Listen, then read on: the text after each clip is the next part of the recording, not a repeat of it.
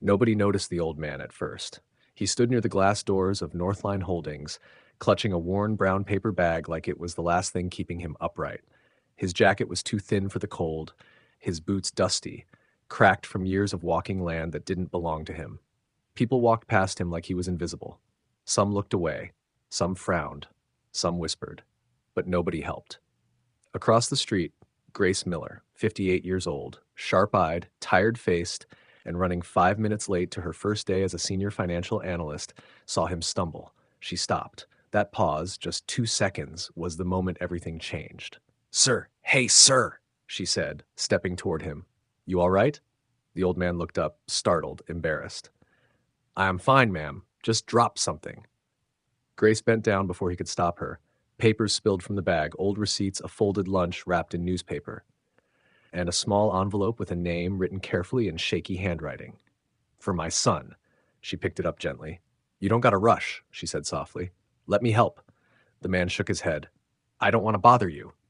"It's no trouble," Grace replied. "Really?" She gathered everything, then hesitated before tossing a half-eaten sandwich back into the bag. "This still good?" she asked. The old man smiled, eyes wet. "I was just about to throw it away." Grace pressed the bag into his hands. "There you go." He stared at her like she'd handed him gold. "I don't have anything to pay you back," he whispered. Grace straightened her coat. "I didn't do it for money." She checked her watch, heart racing. "I gotta go," she said.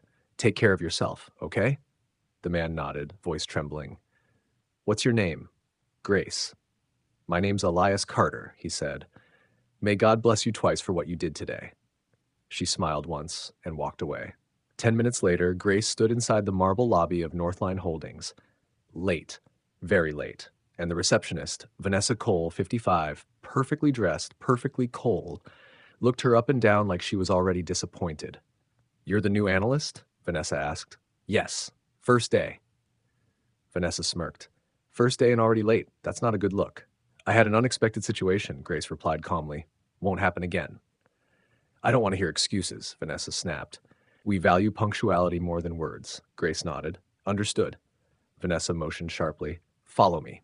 As they walked past glass offices and polished floors, Grace felt it, that tight feeling in her chest. Something was off. "Leave your things here," Vanessa said, pointing to a small office. "Wait, Mr. Richard Hale will call you when needed." Grace sat down, exhaled. Then the shouting started. "Sir, you can't be here." Grace looked up. Through the glass, she saw him.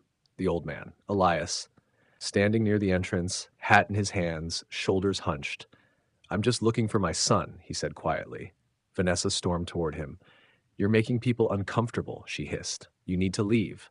Grace stood. "I'm sorry," Grace said firmly. "What's going on?" "This man doesn't belong here," Vanessa replied. "He's disturbing the workplace." Elias looked down. "I just want to see my boy." Vanessa's eyes hardened. "One more word and I'll call security." Grace felt her blood boil. "That's enough," she said. "That's not how you treat an elderly man." Vanessa turned on her. "Stay out of this if you want to keep your job." Grace didn't hesitate. "If humiliating an old man is how this company works," she said, voice steady, "then I don't want to work here. Not even one day." The room went silent. Vanessa laughed, sharp and cruel. "Fine. Both of you, out." Grace turned to Elias. "Don't worry," she whispered. "I'd rather lose a job than lose my humanity." They walked out together. Neither of them knew that the man everyone tried to throw out owned the building they were standing in. The man they humiliated was the one who signed their paychecks. Grace Miller thought she'd felt humiliation before. She was wrong. Walking out of Northline Holdings with an elderly stranger she'd known for less than 20 minutes felt unreal. The cold air slapped her face as the glass doors slid shut behind them. No applause, no regret, just silence. Elias Carter stopped on the sidewalk, gripping his paper bag. "Miss Grace," he said softly, "they fired you because of me." Grace let out a breath she didn't know she was holding. "No," she replied. "They fired me because they forgot how to be human." He shook his head. "Still, I don't like being the reason someone loses their job." She smiled, tired but sincere. "I'll find another one, don't worry." Elias hesitated. "If you want, I could talk to my son. He works there." Grace looked at him kindly. "It's okay, really." She started to walk away. "Grace," he called out. "Thank you."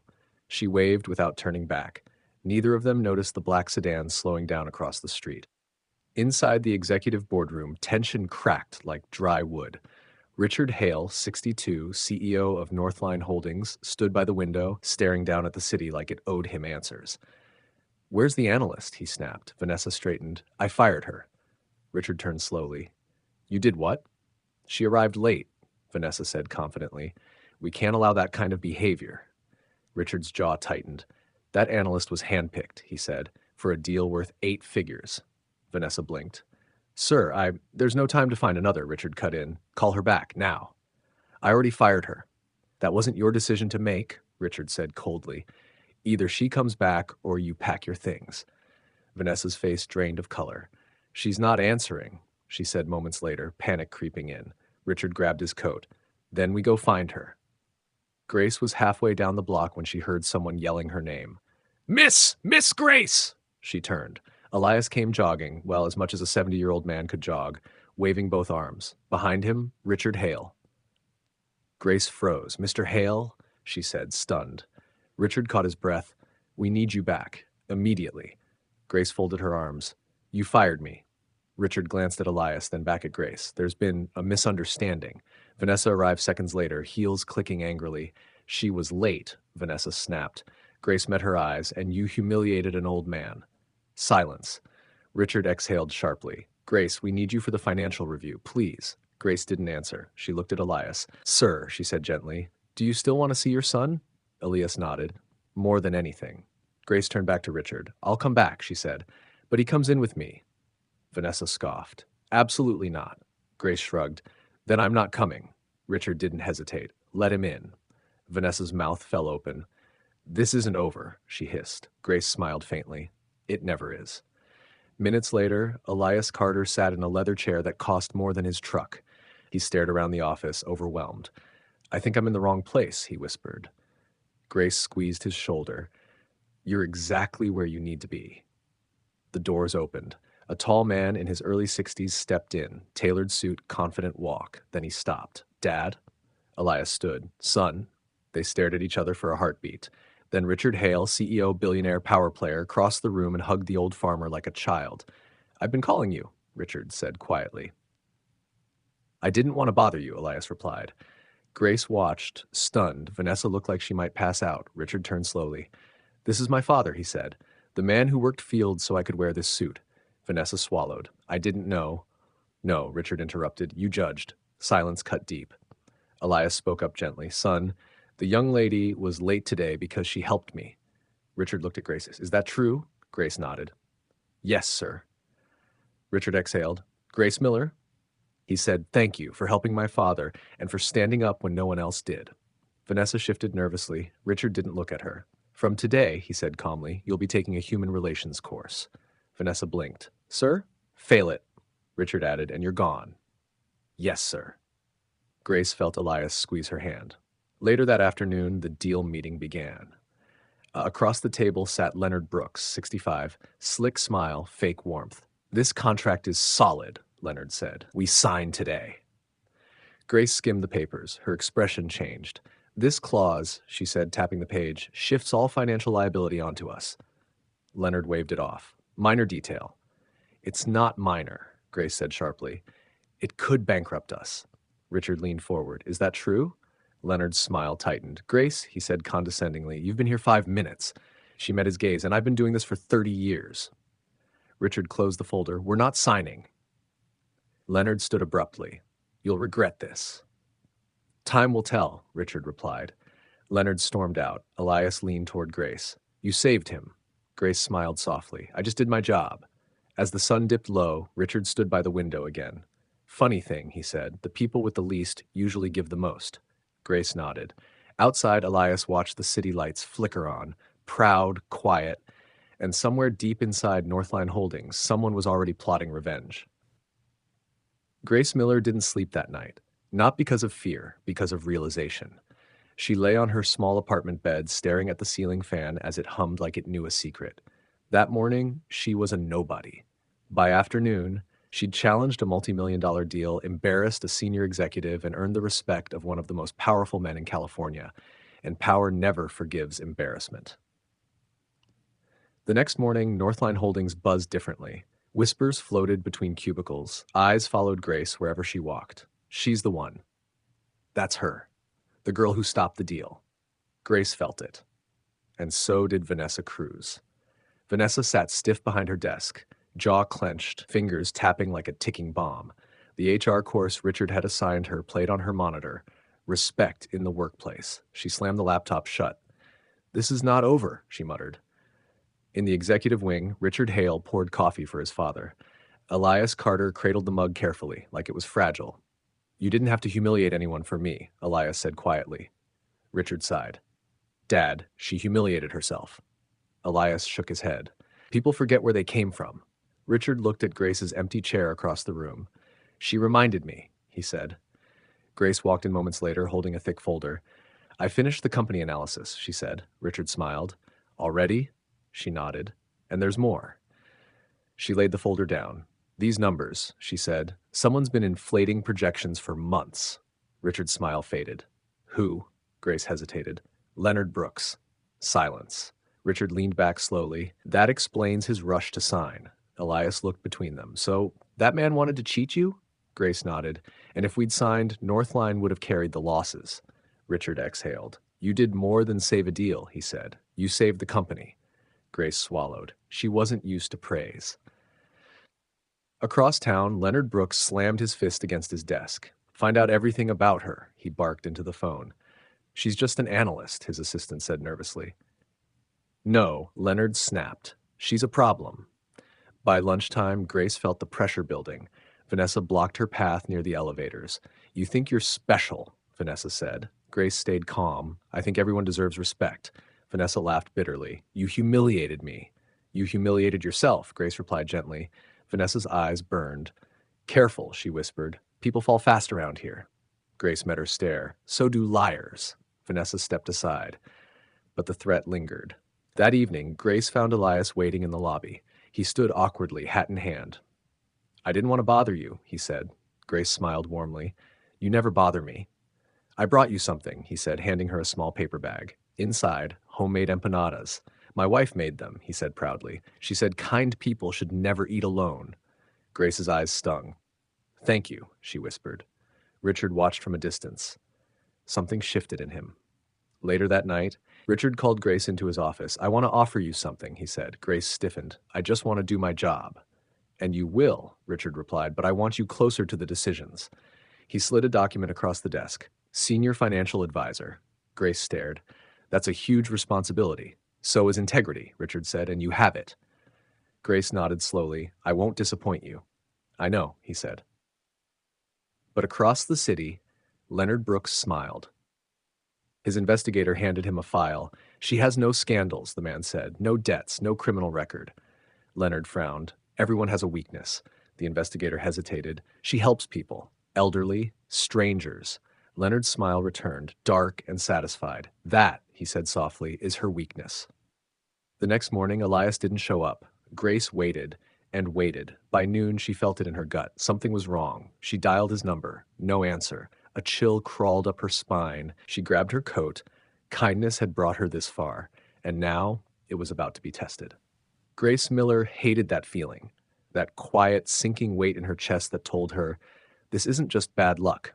She stood outside the small diner Elias usually visited every Tuesday morning. The waitress shook her head before Grace even asked. "He never showed up today, honey," she said. "That ain't like him." Grace forced a smile and walked back to her car. Her hands were shaking. Inside Northline Holdings, Richard Hale was in the middle of a board call when Grace walked in, unannounced. "End the call," she said. Every executive on the screen froze. Richard read her face and didn't hesitate. "We'll continue later," he said, clicking off.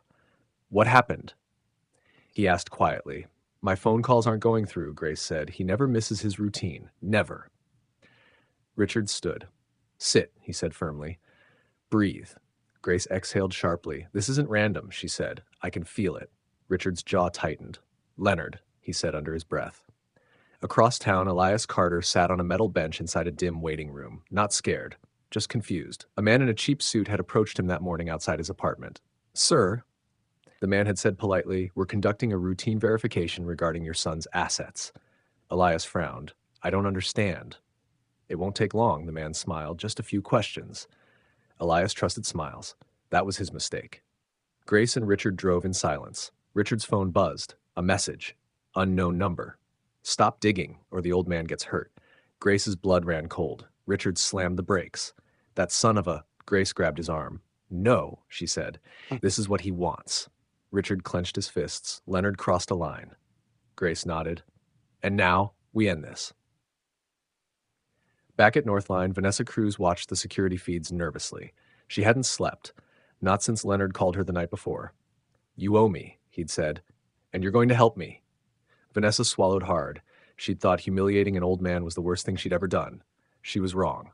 Grace and Richard met with a private investigator, Samuel Price, 68, retired FBI. He didn't disappear, Samuel said calmly. He was taken. Grace's breath hitched. Alive? She asked. Samuel met her eyes. For now. Richard leaned forward. What do you need? Time, Samuel replied, and for you to stop making noise.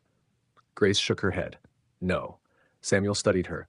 You're not scared, he said. I am, Grace replied, but I'm not backing down. Samuel smiled slightly. Good. Leonard Brooks sat comfortably in his penthouse, sipping whiskey. Kindness makes people predictable, he said to no one in particular. His assistant hesitated. What if Hale fights back? Leonard laughed. He will. He raised his glass. That's the fun part. That night, Grace went to Elias's apartment. It was spotless. Too spotless. Someone had been there. She found it, tucked beneath a loose floorboard. A folded note. Her hands trembled as she opened it. Open quote, Miss Grace. If you're reading this, don't blame yourself. A good heart always attracts storms. Remember what I taught my son, never bow to bullies. E, close quote. Tears spilled freely now. Grace pressed the note to her chest. I won't fail you, she whispered. The next morning, Richard made a move Leonard didn't expect. He called an emergency board meeting. Effective immediately, Richard said, voice calm but lethal, we're auditing every partnership linked to Leonard Brooks. Executives murmured. This will start a war, one warned. Richard nodded. So be it. Vanessa burst into Grace's office. You don't know what you're doing, she hissed. Grace stood. I know exactly what I'm doing. They'll destroy you, Vanessa said desperately. Grace looked at her. You already tried. Vanessa's shoulders sagged. He forced me, she whispered. He said if I didn't help, he'd ruin me. Grace studied her for a long moment. Then help us now. Vanessa swallowed. Hayes, I know where they took him. Grace and Richard exchanged a look. This was it, the point of no return. As they prepared to leave, Grace's phone buzzed again. Unknown number. You have 24 hours. Grace typed back without hesitation. You took the wrong man. A pause, then a reply. So did you. Grace's eyes hardened. She slipped the phone into her pocket. They think kindness is weakness, she said. Richard opened the door. Let's teach them otherwise. The warehouse sat at the edge of the city like a forgotten scar. Rusty gates, broken windows, silence that felt loud. Grace parked the car a block away.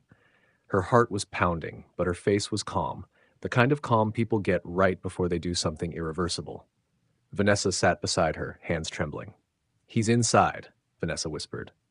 They use this place for off-the-books meetings. Richard killed the engine. You still have time to walk away, he said to Grace. She shook her head. Not after this. Inside, Elias Carter sat on a wooden chair, wrists tied, not tightly, but enough to remind him he wasn't free. Leonard Brooks stood across from him, smiling like a man who enjoyed slow cruelty. You know, Leonard said, circling him, your son is very powerful, and powerful men hate losing. Elias looked up calmly. My son didn't lose, he said. He chose what was right. Leonard laughed. Morality doesn't pay dividends. Elias smiled gently. No, he said, but it lets you sleep at night.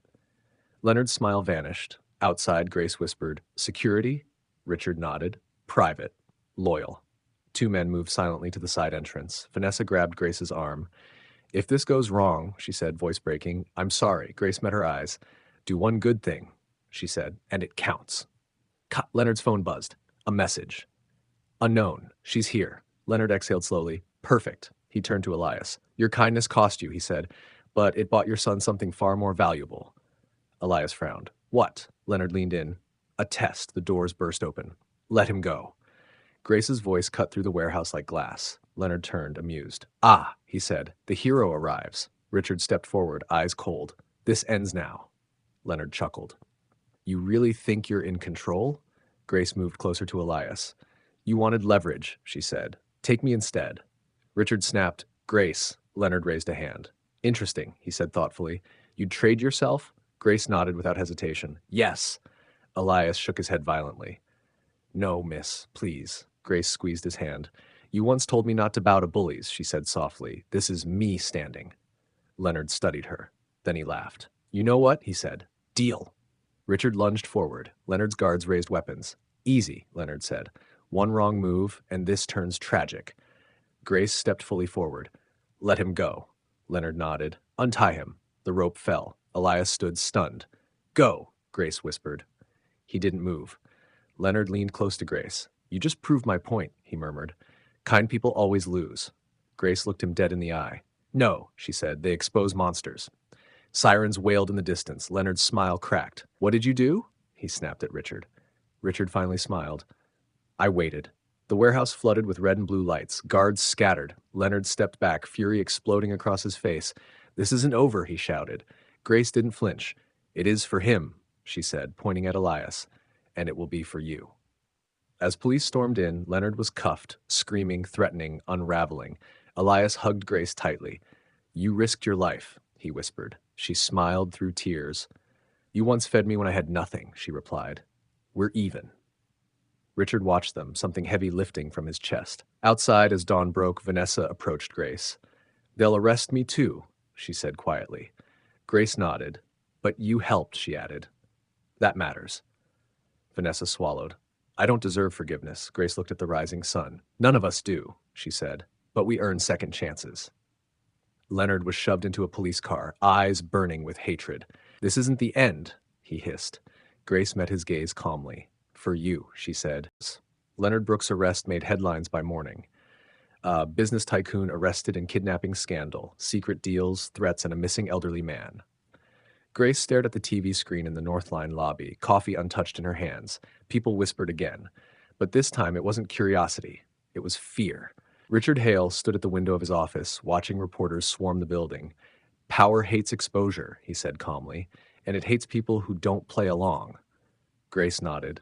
I didn't plan to become a target. Richard turned. None of us do. Elias Carter sat nearby, wrapped in a blanket, holding a cup of tea like an anchor. I don't understand all this, he said softly.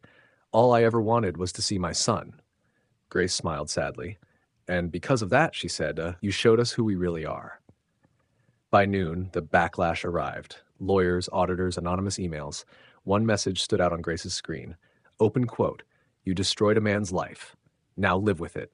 Close quote. She deleted it without replying, but the words lingered. In a holding cell downtown, Leonard Brooks smiled through bruised lips. He leaned toward his lawyer. Tell them, Leonard whispered. Plan B. The lawyer hesitated. Leonard's eyes hardened. Now. That afternoon, Richard called an emergency executive meeting. Grace walked in and felt it immediately. The shift. Supportive smiles replaced by cautious ones. Respect mixed with distance. A board member spoke first.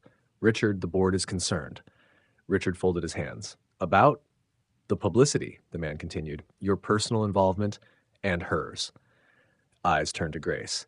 She acted with integrity, Richard said firmly. Integrity doesn't protect shareholders. Another member replied. Grace stood. If my presence is a liability, she said calmly, I'll step aside. Richard snapped. No. But the room stayed silent, and silence spoke louder than loyalty. That evening, Grace found Elias packing his bag. Where are you going? She asked. I don't want to be a burden, he said gently. Grace's chest tightened. You're not. I've already caused enough trouble, Elias replied. Leonard targeted you because of me. Grace took his hands. Listen to me, she said firmly. Evil doesn't need an excuse. It just needs opportunity. Elias looked at her, eyes wet. You're very brave, he said. Grace smiled softly. I'm just stubborn. Across the city, Vanessa Cruz sat in a small interrogation room. Her confession had been thorough, too thorough. You understand, the detective said, that Leonard isn't the only one involved. Vanessa swallowed. Yes. Then names. She closed her eyes. She whispered. But don't expect them to go quietly. The next morning, Richard received the call. Leonard Brooks was being released on bail. Grace froze. How? She asked. Richard's jaw tightened. Money, he said, and friends. As if on cue, Grace's phone buzzed. Unknown number. Round two. She didn't reply. She didn't need to. Elias decided to stay. I won't run, he said. My wife wouldn't forgive me. Grace laughed softly. She sounds wise. She is, Elias smiled. Days passed. Northline's stock dipped. Sponsors hesitated. Then something unexpected happened. Emails began pouring in. Investors, partners, strangers. All with the same message. Open quote. We choose ethics over profit. Close quote. Richard stared at the numbers in disbelief. They're backing us, he said. Grace blinked. Why? Richard smiled. Because people are tired of monsters. Leonard Brooks watched the news from his penthouse, fury burning behind calm eyes. They think this is over, he said to his associate. It's just beginning. He opened a folder labeled Grace Miller. Inside, photos, routines, connections. She values loyalty, Leonard said quietly. So let's test it. That night, Grace received a call from an unknown hospital. Miss Miller, the nurse said urgently. Your mother has been admitted. Grace's heart stopped. My mother, she whispered. She lives 3 states away. The nurse hesitated. She listed you as emergency contact. Grace grabbed her coat. Richard stood. I'm coming with you. Grace shook her head. No, she said slowly. This one's mine. Elias watched her leave, unease heavy in his chest. He whispered a prayer. In his cell phone's reflection, Leonard smiled. Let's see, he murmured, how much kindness one heart can afford. The hospital smelled like antiseptic and lies. Grace Miller stood frozen at the reception desk, her heart pounding so loud she could barely hear the nurse speaking. I'm sorry, ma'am, the nurse repeated, checking the screen again. There is no patient registered under that name. Grace swallowed. That's impossible, she said. You called me. The nurse shook her head slowly. We didn't. That was when Grace understood. This wasn't an accident. This was Leonard Brooks. Outside, rain began to fall, cold, sharp, unforgiving. Grace leaned against the wall, phone trembling in her hand. She dialed Richard. It was fake, she said quietly. There's no record, no call. Richard exhaled hard on the other end. He's escalating, he said. This is psychological warfare. Grace closed her eyes. He used my mother.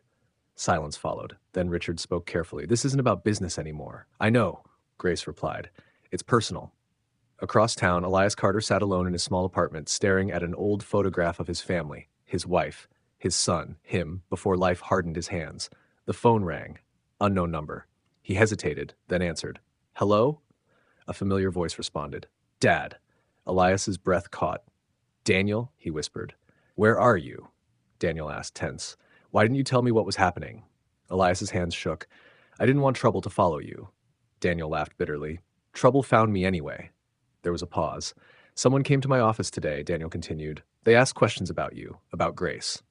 Elias's chest tightened. Leonard. I'm sorry, Elias said. This is my fault.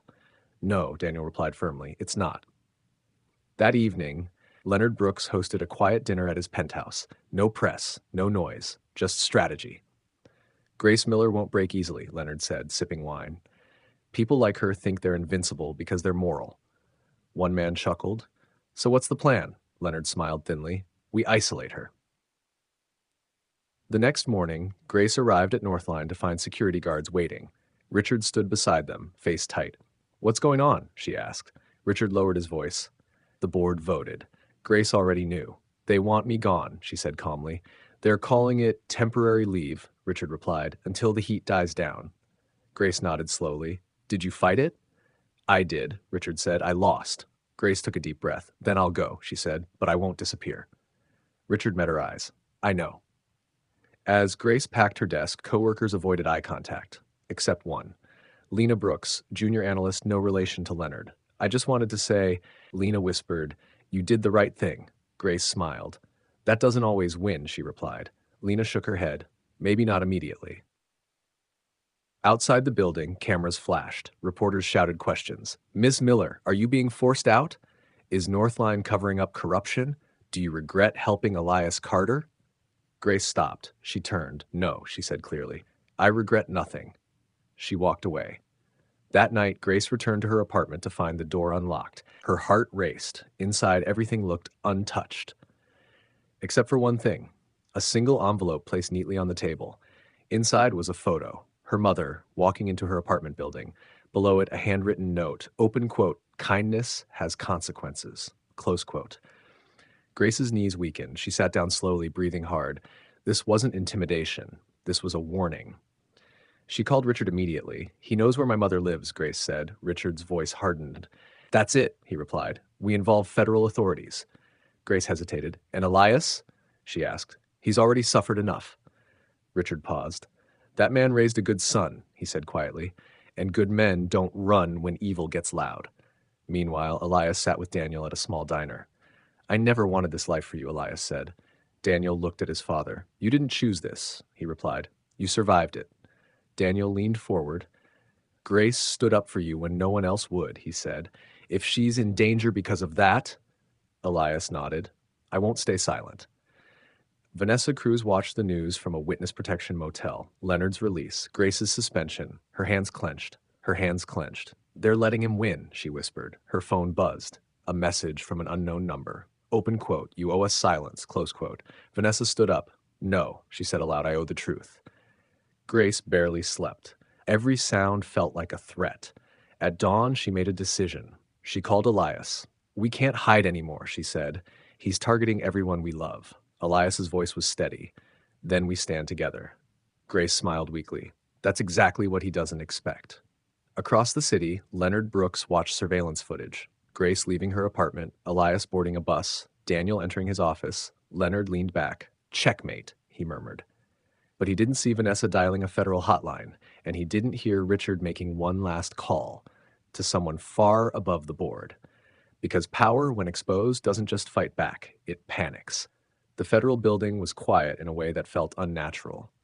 Grace Miller sat in a small interview room, hands folded, eyes steady, but her heart was racing. Across the table, Agent Thomas Reed flipped through a thick file. "Miss Miller," he said, looking up, "you understand that once this begins, there's no turning back." Grace nodded. "I turned back the day I chose silence," she replied. "I won't do that again." Thomas studied her for a moment. "You're certain Leonard Brooks manipulated contracts, intimidated witnesses, and used personal threats?" Grace slid an envelope across the table. "Photos, call logs, financial trails, and testimony." Thomas opened it slowly. His expression changed. "This is more than enough to start an investigation," he said. Grace exhaled. "For Elias," she said quietly, "and for everyone he crushed." Across town, Leonard Brooks felt something he hadn't felt in years. Unease. He stood in his penthouse office, staring out at the city. His assistant knocked lightly. "Sir," she said, hesitant. "Federal agents are asking questions at Northline." Leonard's jaw tightened. "About what?"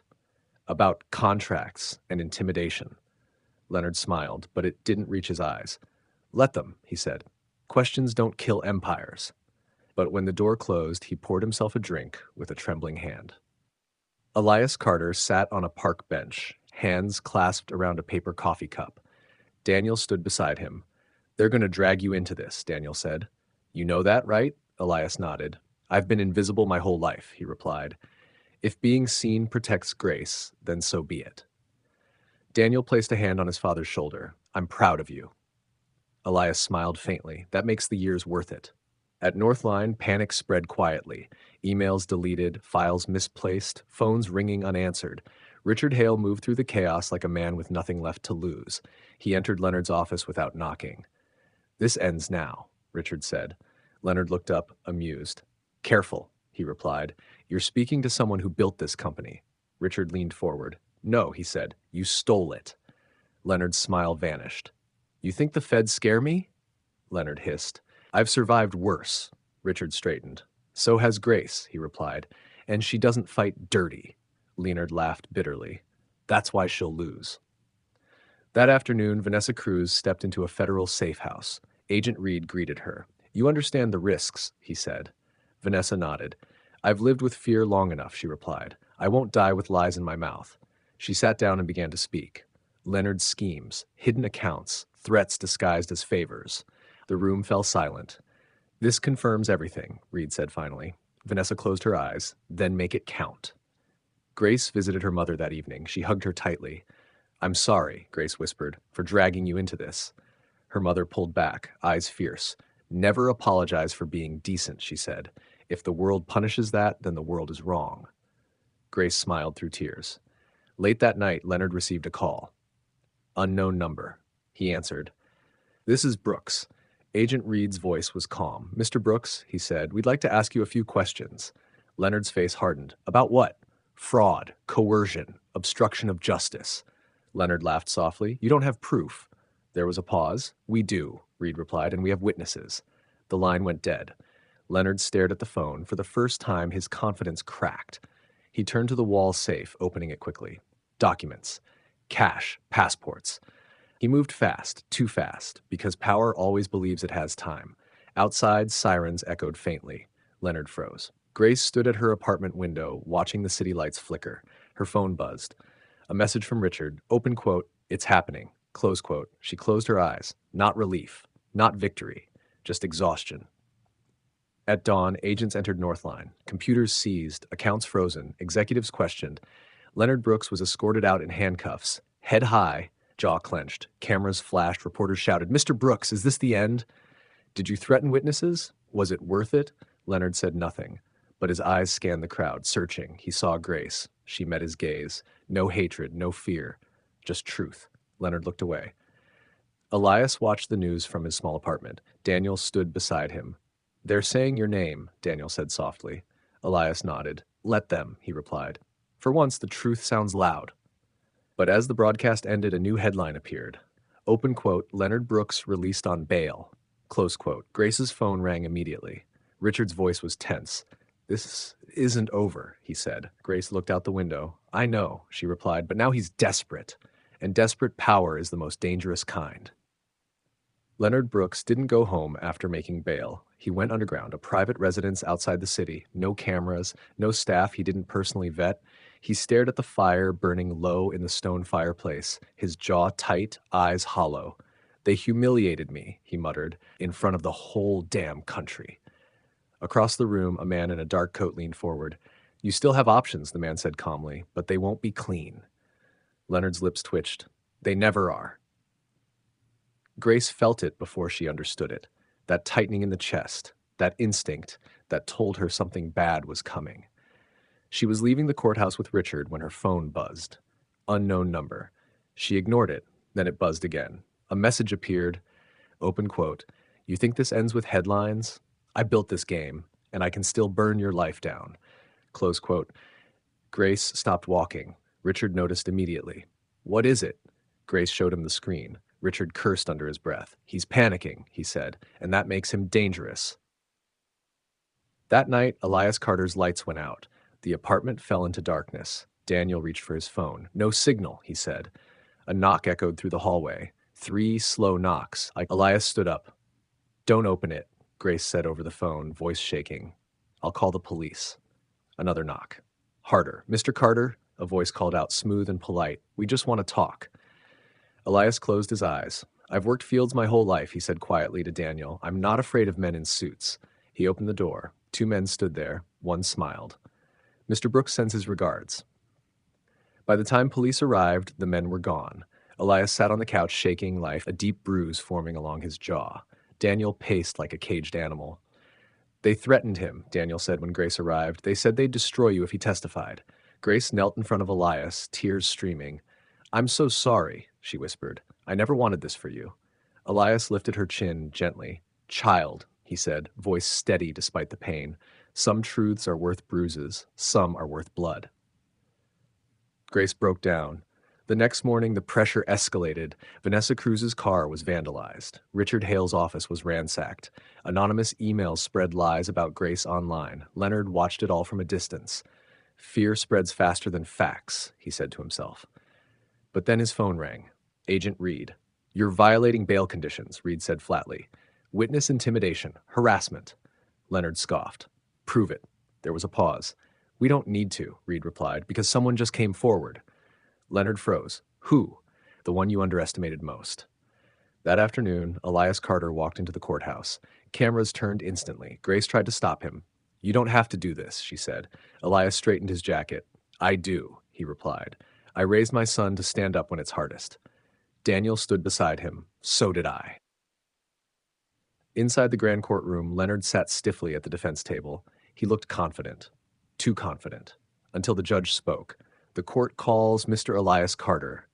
A murmur swept through the room. Leonard's face drained of color. Elias stepped forward, not shaking, not afraid, just honest. I came here because I was treated like I was nothing, Elias began. Because of my clothes, my age, my hands. The jury leaned in. But I raised a man who runs this company, he continued, and I taught him that no amount of money makes cruelty acceptable. Leonard clenched his fists. Elias looked directly at him. You tried to scare me, he said calmly. You failed. Then Vanessa testified. Then Richard. Then the financial analysts. Piece by piece, Leonard's empire collapsed in public. Emails, recordings, contracts rewritten in bad faith. Leonard whispered to his lawyer, "Fix this." His lawyer didn't respond. During a recess, Grace stood alone in the hallway. Leonard approached her, restrained by deputies. You think you won, he said softly, but this world doesn't reward kindness. Grace met his eyes. No, she replied, but it exposes cruelty. Leonard sneered. You'll regret this. Grace shook her head. I already survived it. As court resumed, the judge's voice cut through the room. Given the overwhelming evidence of witness intimidation, he said, bail is revoked. The gavel struck. Leonard Brooks was taken into custody. This time, he didn't walk out. That night, Grace sat beside Elias in the hospital. How are you feeling? She asked. Elias smiled weakly, like a man who finally slept without fear. Grace held his hand. You saved us all, she whispered.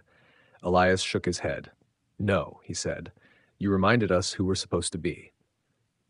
But as the news celebrated Leonard's fall, a final headline flashed quietly, open quote, sentencing pending, maximum penalty undetermined, close quote. Grace stared at the screen. Justice had begun, but it wasn't finished.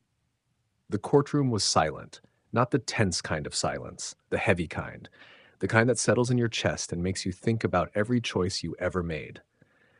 Leonard Brooks stood when the judge entered. For the first time, there were no cameras allowed inside. No speeches, no power plays, just truth. Grace sat beside Elias Carter, holding his hand. His grip was weak, but steady. Daniel sat behind them, jaw tight, eyes forward. The judge adjusted his glasses. This court has reviewed the evidence, he began, the testimony, the financial records, the pattern of intimidation. Leonard's lawyer didn't even look at him. Leonard stared straight ahead.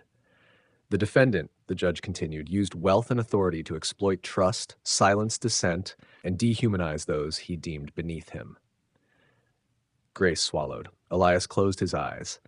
Leonard Brooks, the judge said firmly, you are hereby sentenced to 22 years in federal prison without possibility of early parole. A gasp rippled through the room. Leonard's face went pale. For a second, just one. He looked small. The gavel struck. This court is adjourned. Outside, the sky was clear. No dramatic rain, no thunder, just sunlight. Reporters waited beyond the steps, shouting questions. Grace didn't stop. She walked past them, supporting Elias. Daniel followed. Inside the car, silence lingered. Then Elias chuckled softly. Well, he said, guess I won't be mistaken for a beggar again. Grace laughed through tears. No, she said. They'll remember you as the man who broke a giant. Elias shook his head. No, child, he replied. I was just a mirror. Weeks passed. Northline Industries announced a complete restructuring. New leadership ethics committees. Mandatory human relations training. Damaris was reassigned permanently, working under supervision, quietly learning humility. Richard Hale resigned and started a consulting firm focused on ethical business practices. Vanessa Cruz wrote a book. It became a bestseller. Grace didn't seek fame. She declined interviews.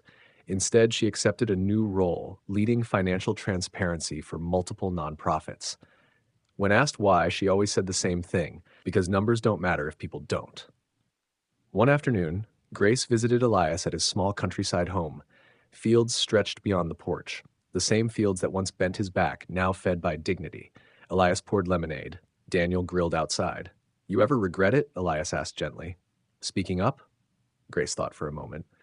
No, she said. But I regret how long I believed kindness was weakness. Elias smiled. That's how powerful people win, he said. They convince good folks to stay quiet. Grace nodded. Later that evening, Daniel walked Grace to her car. You know, he said awkwardly, my dad keeps asking when you're coming back. Grace smiled. Does he now? Daniel smiled back. He says the house feels lighter when you're around. Grace paused. Maybe, she said softly. That's what justice feels like. In prison, Leonard Brooks sat alone in a concrete cell. No assistants, no phones, no influence. Just time.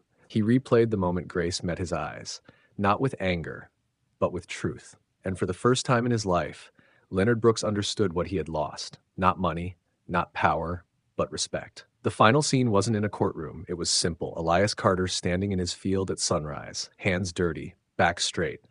Grace beside him. The world hadn't become perfect, but it had become honest, and that was enough.